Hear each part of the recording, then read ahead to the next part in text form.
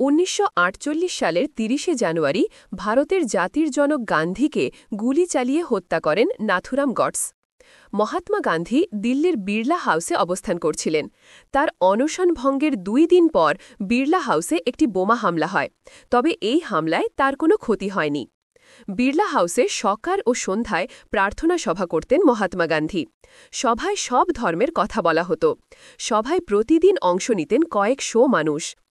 ১৯৪৮ সালের ৩০ জানুয়ারি বিকেল ৫টার কিছু পর ২ আত্মীয় আভা ও মানুর কাঁধে হাত রেখে প্রার্থনা সভায় যোগ দেওয়ার উদ্দেশ্যে এগোতে থাকেন মহাত্মা গান্ধী। হঠাৎ তার সামনে এসে দাঁড়ান নাথুরাম গডসে নামের এক ব্যক্তি।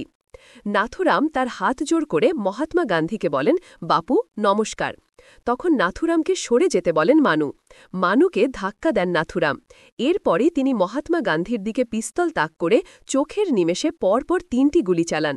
মহাত্মা গান্ধী মাটিতে লুটিয়ে পড়েন। দ্রুত তাকে বিড়লা হাউসে তার ঘরে নিয়ে যাওয়া হয়। মৃত্যুর কোলে ঢলে পড়েন তিনি। মহাত্মা গান্ধীর মরদেহ বিড়লা হাউসে কাপড় দিয়ে ঢেলে রাখা হয়। পরে সেখানে পৌঁছান তার ছোট ছেলে দেবদাস গান্ধী। তিনি মহাত্মা গান্ধীর শরীর থেকে কাপড়টি সরিয়ে দেন।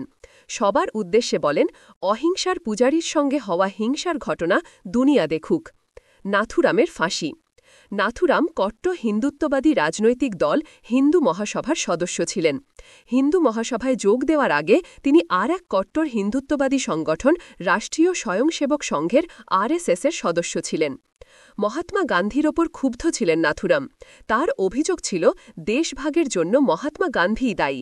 মুসলিম সম্প্রদায় ও পাকিস্তানের প্রতি মহাত্মা গান্ধীর মনোভাব ছিল বন্ধুত্বপূর্ণ ও নমনীয়। মহাত্মা গান্ধী হত্যা মামলার বিচার চলাকালে আদালতে নাথুরাম বলেছিলেন, গান্ধীজি দেশের জন্য যা করেছেন এর জন্য আমি তাকে সম্মান করি। গুলি চালানোর আগে তাই আমি মাথা নিচু করে তাকে প্রণামও করেছিলাম। কিন্তু সাধারণ মানুষকে ধোঁকা দিয়ে প্রিয় মাতৃভূমিকে ভাগ করার অধিকার কারণেই তিনি যত বড়ই মহাত্মা হন না কেন, আর এর বিচার করবে এমন কোনো আইন আদালত নেই। সেজন্যই আমি গান্ধীকে গুলি করেছিলাম। মহাত্মা গান্ধী হত্যা মামলায় নাথুরাম ও তার সহযোগী নারায়ণ আপ্তের ফাঁসির আদেশ হয়। নাথুরামের ভাই গোপাল গডসে সহ ৬ জনকে দেওয়া হয় যাবজ্জীবন কারাদণ্ড। ১৯৪৯ সালের ১৫ই নভেম্বর নাথুরাম ও নারায়ণের ফাঁসি কার্যকর হয়। ২০০৭ সালের ১৫ই জুন জাতিসংঘের সাধারণ সভায় ২ অক্টোবরকে মহাত্মা গান্ধীর জন্মদিন আন্তর্জাতিক অহিংসা দিবস হিসাবে ঘোষণা করা হয়। তখন থেকে বিশ্বের বিভিন্ন দেশে দিবসটি পালিত হয়ে আসছে। ভারতের স্বাধীনতা। ১৯৪৫ সাল নাগাদ ব্রিটিশরা বুঝে যায় ভারত ছাড়তে হবে। ৪৭ সালের ২০ ফেব্রুয়ারি তৎকালীন ব্রিটিশ প্রধানমন্ত্রী ক্লিমেন্ট অ্যাটলি ভারত ত্যাগের বিষয়ে একটা ঘোষণা দেন। তিনি ১৯৪৮ সালের জুন মাস নাগাদ ব্রিটিশদের ভারত ত্যাগ করার অভিপ্রায়ের কথা জানান। এর ধারাবাহিকতায় ১৯৪৭ সালের ১৫ই জুলাই ব্রিটিশ পার্লামেন্টে প্রণীত হয় ভারতের স্বাধীনতা আইন। ১৯৪৭ সালের ২ জুন রাতে কংগ্রেস, মুসলিম লীগ সহ ভারতীয় নেতাদের সঙ্গে বৈঠক করেন ভারতের ভাইসরয় লর্ড মাউন্টব্যাটেন। তিনি ১৯৪৭ সালের ৩ জুন আনুষ্ঠানিকভাবে ভারতবর্ষের স্বাধীনতা এবং ভারত বিভাজনের ঘোষণা দেন। ১৯৪৭ সালের ১৪ই আগস্ট পাকিস্তান সরকারের কাছে এবং ১৫ই আগস্ট ভারত সরকারের কাছে আনুষ্ঠানিকভাবে ক্ষমতা হস্তান্তর করা হয়। দেশ বিভাজনের পর আরও সহিংসতা, আরও দাঙ্গার ঘটনা ঘটে।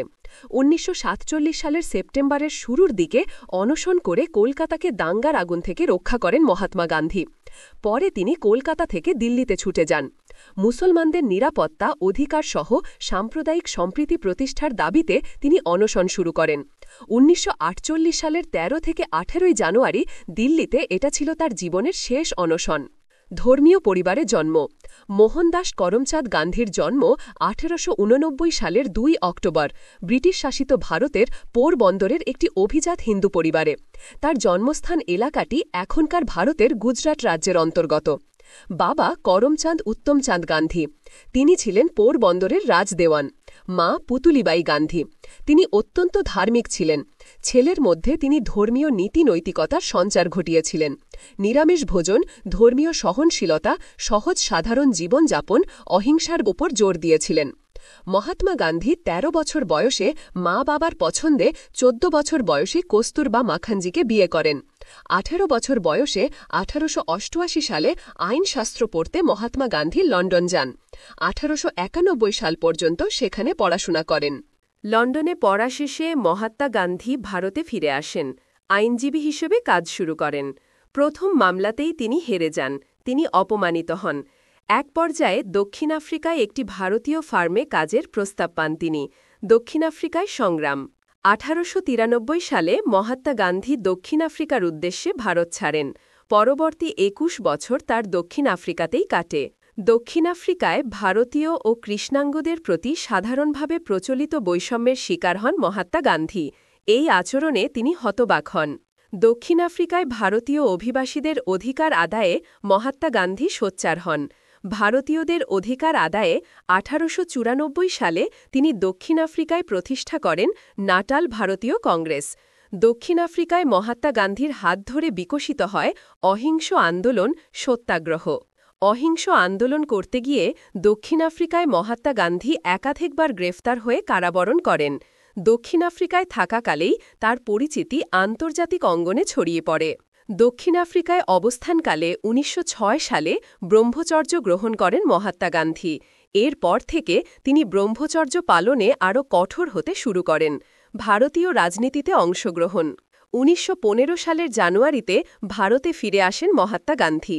সর্বভারতীয় রাজনীতিতে অংশগ্রহণের আগে তিনি ৩টি আঞ্চলিক সত্যাগ্রহ চম্পারণ ১৯১৭, খেদা ও আহমেদাবাদ ১৯১৮ পরিচালনা করেন। কৃষক শ্রমিকদের সমস্যা অধিকার নিয়ে করা পৃথক এই সত্যাগ্রহের মাধ্যমে তিনি ভারত জুড়ে খ্যাতি অর্জন করেন। ব্রিটিশদের বিরুদ্ধে ভারতীয়দের মধ্যে ক্ষোভ দানা বাঁধছিল। এর মধ্যে ১৯১৯ সালের গোড়ার দিকে দমনমূলক রাউলাট আইন পাশ করে ব্রিটিশ সরকার। এই আইন ব্রিটিশ সরকারকে বিনা কারণে যে কোনো ব্যক্তিকে গ্রেফতার ও বিনা বিচারে কারারুদ্ধ করার ক্ষমতা দেয়। মহাত্মা গান্ধী এই আইনকে কালো আইন বলে অভিহিত করেন। তিনি এই আইনের বিরুদ্ধে অহিংস সত্যাগ্রহের ডাক দেন। এই আইনের বিরুদ্ধে মহাত্মা গান্ধীর আন্দোলন তাকে ভারতীয় স্বাধীনতা সংগ্রামের মূল ধারায় নিয়ে আসে। ভারতীয় রাজনীতিতে মহাত্মা গান্ধী যুগের সূচনা হয়। অসহযোগ আন্দোলন। রাওলাট আইন ও স্থানীয় দুই জনপ্রিয় রাজনীতিককে সাইফুদ্দিন কিচলু ও সত্যপল গ্রেফতারের প্রতিবাদে ১৯১৯ সালের ১৩ এপ্রিল পাঞ্জাবের অমৃতসর শহরের জালিয়ানওয়ালাবাগে অনেক মানুষ জড়ো হন। সেদিন পাঞ্জাবের অন্যতম বৃহৎ উৎসব বৈশাখের দিন ছিল। ব্রিটিশ সেনাবাহিনীর ব্রিগেডিয়ার জেনারেল রেজিনাল্ড ডায়ারের নির্দেশে বিক্ষোভরত নিরস্ত্র মানুষের ওপর নির্বিচার গুলি চালানো হয়। গুলিতে কয়েকশো মানুষ নিহত হন, আহত হন হাজারো মানুষ।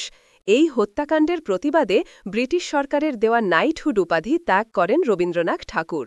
১৯১৯ সালের সেপ্টেম্বরে ভারতীয় মুসলমানরা খেলাফত আন্দোলন ১৯১৯-২৪ শুরু করেন। অন্যদিকে রাওলাট আইন থেকে শুরু করে জালিয়ানওয়ালাবাগ হত্যাকাণ্ডের মতো ঘটনার পরিপ্রেক্ষিতে মহাত্মা গান্ধীর নেতৃত্বে শুরু হয় অসহযোগ আন্দোলন ১৯২০-২২। ১৯২০ সালের মাঝামাঝি সময়ে খেলাফত আন্দোলনের প্রতি মহাত্মা গান্ধী সমর্থন দেন। বিনিময়ে খেলাফত আন্দোলনের নেতারা মহাত্মা গান্ধীর অহিংস অসহযোগ আন্দোলনের সঙ্গে একাত্মতা ঘোষণা করেন। এভাবে ভারতে ব্রিটিশ শাসনের বিরুদ্ধে হিন্দু ও মুসলিম সম্প্রদায় একটি সম্মিলিত ফ্রন্ট গড়ে ওঠে। ব্যাপক হিংসতাতস সহ বেশ কিছু বড় ঘটনার জেরে ১৯২২ সালের ফেব্রুয়ারিতে মহাত্মা গান্ধী তার অসহযোগ আন্দোলন প্রত্যাহার করেন। রাষ্ট্রদ্রোহের অভিযোগে ১৯২২ সালের ১০ই মার্চ মহাত্মা গান্ধীকে গ্রেফতার করা হয়। তাকে ৬ বছরের কারাদণ্ড দেওয়া হয়। অস্ত্রোপচার সংক্রান্ত স্বাস্থ্যগত কারণে ১৯২৪ সালে তাকে মুক্তি দেওয়া হয়। গ্রন্থনা অধ্যক্ষ মহসিন আলী আঙ্গুর, সম্পাদক ও প্রকাশক মুজিবনগর খবর.com, মেহেরপুর।